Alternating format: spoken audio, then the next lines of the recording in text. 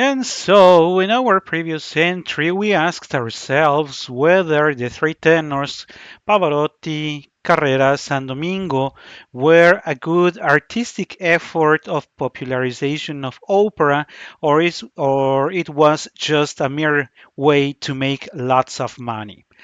Today, we are continuing sort of the same topic because today we are talking about the fortunate or unfortunate copies that came after the model of the three tenors. And to start talking about it, because maybe you think that it was where it all ended, the number of concerts under the brand of the three tenors, and that's where it ended. Fortunately or unfortunately, that was not the case. They were several projects, exercises, copies that somehow copied the model because they noticed it called a great number of people, and why not? If we can put together a group of people and do some performance spectacle and make money out of it, why not doing it? And so we are starting with one that you may know or that you may barely know, but that I think it may, for many of you, will ring a bell. And we are talking about this assembly of four males under the name of Il Divo.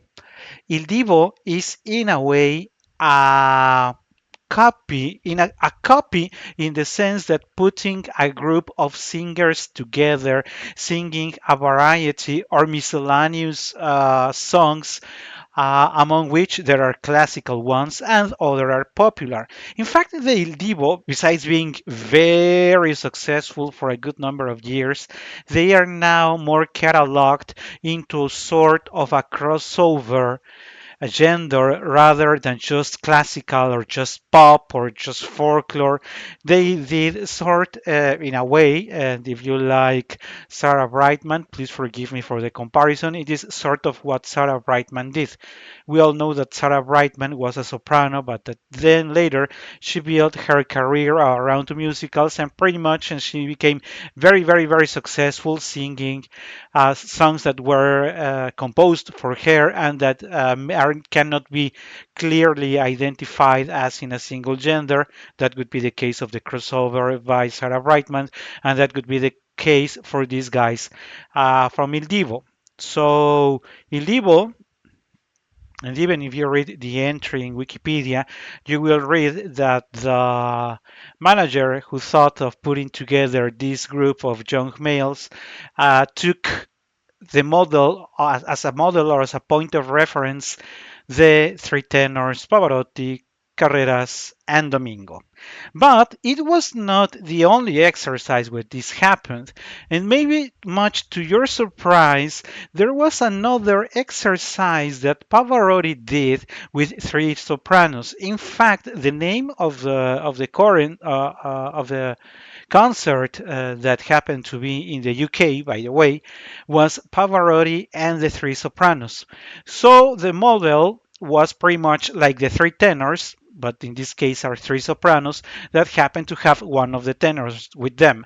That could be Pavarotti. In this case, the model is pretty much alike to the three tenors because they have also their individual arias or their individual participations. There are assembly numbers, the three sopranos, and a couple of assembly numbers along with Pavarotti, which, by the way, is one of the most hilarious moments because for me, the moment when they sing Liviamo, Liviamo, Liviamo, Liviamo, ta ta ra ra ra ta ra. But in this case, what happens is that besides that at the beginning they invite the public in an improvisation effort, the Pavarotti ends up singing part of the female voice, and the ladies, the sopranos, try to also sing part of the male voice, which ends up being very funny.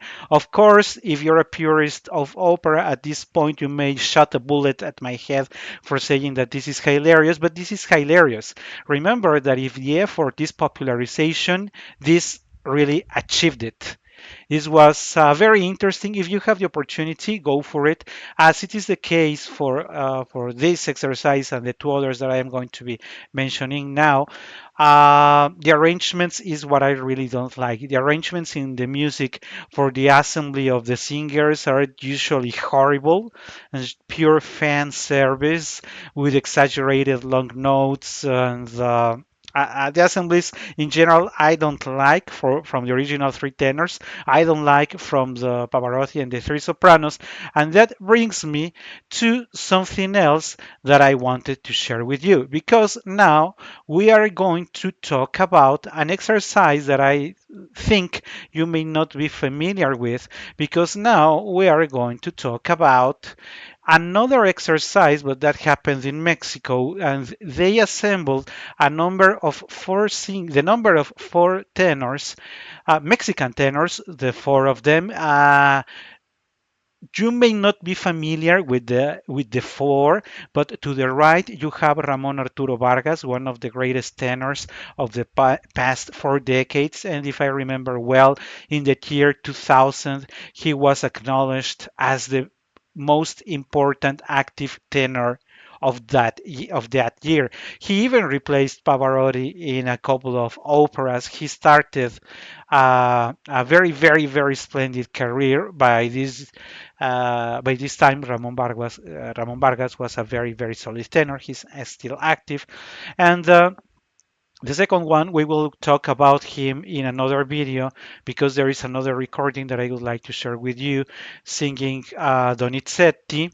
So, uh, Fernando de la Mora, a tenor with a beautiful voice and the excellent high notes, but that will come later.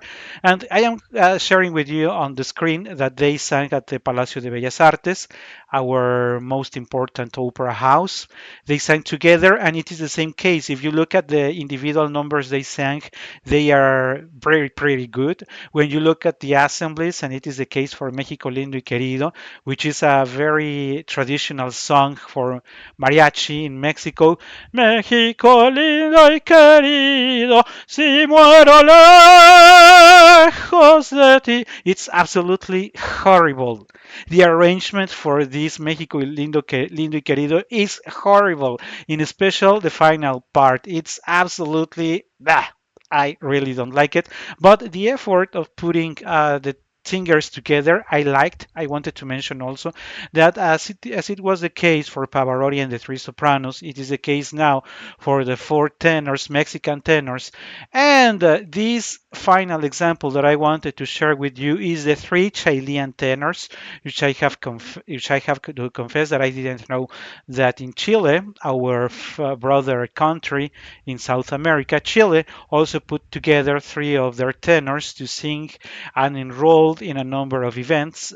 They have been more or less active. The four Mexican tenors, in fact, were changed by a different generation of tenors, but these three Chilean tenors appear to be more active, or were more active than the Mexican tenors. And it is the same case. I really don't like how the assemblies are put together. I think it's a better idea when they sing apart. But I like what I like, and I would like to go back to my initial comment. What I like is that all these efforts bring more people to the opera. I also want to insist what I said in my previous vlog. It is true that with each generation, fewer and fewer people attend the opera, and the opera offers of performances throughout the world continues to diminish, as it happens to be with any cultural event. There is always less money for art, and there is always more money for war. So, my conclusion: are they artistically worth? Sometimes the individual numbers are usually good. The assembly numbers usually not, because they are pure fan service just to prove they have high notes. Are they worth for bringing opera to more people? Yes, absolutely yes, and that is very necessary.